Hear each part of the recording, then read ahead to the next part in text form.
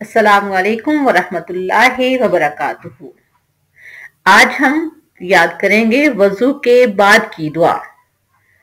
मुसलमान हैं तो मुसलमान होने की हैसियत से हमने कुरान करीम पढ़ने से पहले और नमाज पढ़ने से पहले हमारे लिए वजू करना लाजिम है। तो आइए आज हम पढ़ते हैं वजू के बाद की दुआ। वजू करने से पहले बिस्मिल्लाहिर्रहमानिर्रहीम पढ़ना लाजिम है। जब हम बिस्मिल्लाह पढ़कर वजू कर लें तो वजू करने के बाद फिर हमने अपने प्यारे पैगंबर सल्लल्लाहु अलैहि वसल्लम की बताई हुई दुआएं याद करनी है और पढ़नी है। अब देखते हैं दुआएं। पहले हमने पढ़ना है अशहदु अल्ला इलाहा इल्लल्लाहु व अशहदु अन्ना मुहम्मदन अब्दुहु व रसूलु। फिर देखें अशहदु अल्ला इलाहा इल्लल्लाहु व अशहदु अन्ना मुहम्मदन अब्दुहु व रसूलुहु। अब हम इसका तर्जुमा देखते हैं।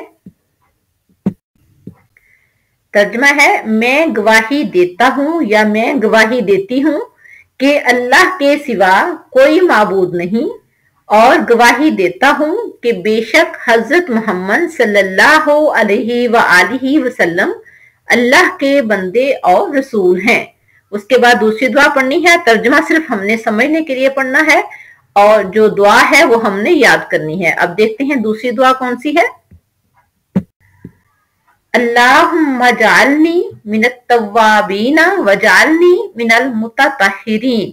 फिर देखें अल्लाहुम्मा जअलनी मिनत तव्वाबीना वजअलनी मिनल मुततहिरीन।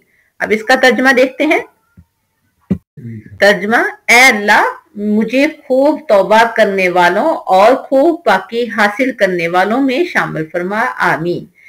तो इसलिए हमें चाहिए कि जब भी हम वजू करें तो वजू से पहले हम बिस्मिल्लाहिर्रहमानिर्रहीम लाजमी पढ़ें और वजू करने के बाद ये दोनों दुआएं अशहदु अल्ला इलाहा इल्लल्लाहु व अशहदु अन्ना मुहम्मदन अब्दुहु व रसूलुहु अल्लाहुम्मा जअलनी मिनत तव्वाबीना वजअलनी मिनल मुततहिरीन।